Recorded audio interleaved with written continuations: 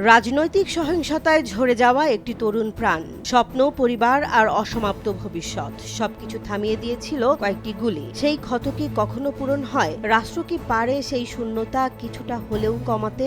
আজ এমনই এক সিদ্ধান্ত নিয়ে আলোচনা, যা কৌতূহল জাগাচ্ছে সবার।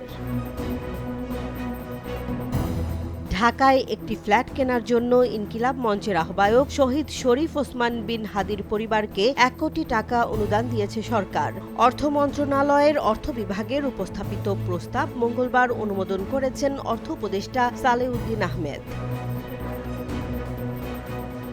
অর্থ মন্ত্রণালয় সূত্র জানায়, ঢাকার লালমাটিয়ায় সরকারি কর্মকর্তাদের জন্য নির্মিত দোয়েল টাওয়ার নামের একটি আবাসিক ভবনে ১,২১৫ বর্গফুটের একটি ফ্ল্যাট কেনার জন্য এই অর্থ দেয়া হচ্ছে। অনুদানের অর্থ ব্যবহারের ক্ষেত্রে শরীফ ওসমান বিন হাদির স্ত্রী ও সন্তানের পরিচয় নিশ্চিত করার শর্তও যুক্ত করা হয়েছে।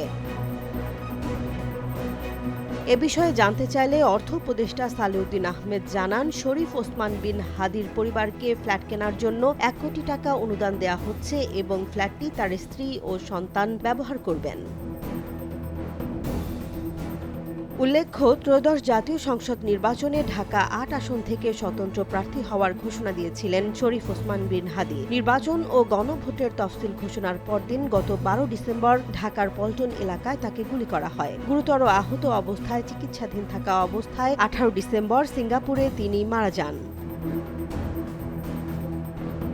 শরীফ ওসমান বিন হাদির হত্যাকাণ্ডের ঘটনায় দায়ের করা মামলার প্রধান আসামি ছাত্রলীগের সাবেক নেতা ফয়সাল করিম বর্তমানে পলাতক রয়েছেন বলে জানিয়েছে পুলিশ। অভিযোগ রয়েছে তিনি ভারত পালিয়ে গেছেন। শরীফ ওসমান বিন হাদির মৃত্যুর পর জাতির উদ্দেশ্যে দেয়া ভাষণে প্রধান উপদেষ্টা অধ্যাপক মোহাম্মদ ইউনূস বলেছিলেন, রাষ্ট্র তার স্ত্রী ও সন্তানের দায়িত্ব নেবে। সেই প্রতিশ্রুতির বাস্তবায়ন হিসেবেই এই অনুদানকে দেখছে সংশ্লিষ্ট মহল। তার মৃত্যুতে একদিনের রাষ্ট্রীয় শোকও পালন করা হয়েছিল।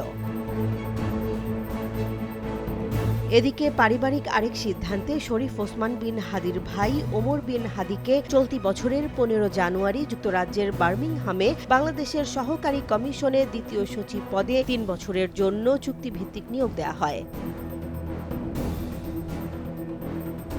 একদিকে রাষ্ট্রের প্রতিশ্রুতি রক্ষা, অন্যদিকে রাজনৈতিক সহিংসতায় নিহত এক নেতার পরিবারের নিরাপত্তা, এই দুয়ের সংযোগেই সরকারের এই সিদ্ধান্ত। তবে ১ কোটি টাকার অনুদান ও রাষ্ট্রীয় সুবিধা নিয়ে প্রশ্ন ও আলোচনা থাকছেই। শেষ পর্যন্ত এটি রাষ্ট্রের দায়বদ্ধতার দৃষ্টান্ত নাকি ব্যতিক্রমী একটি সিদ্ধান্ত, তা নির্ধারণ করবে সময়।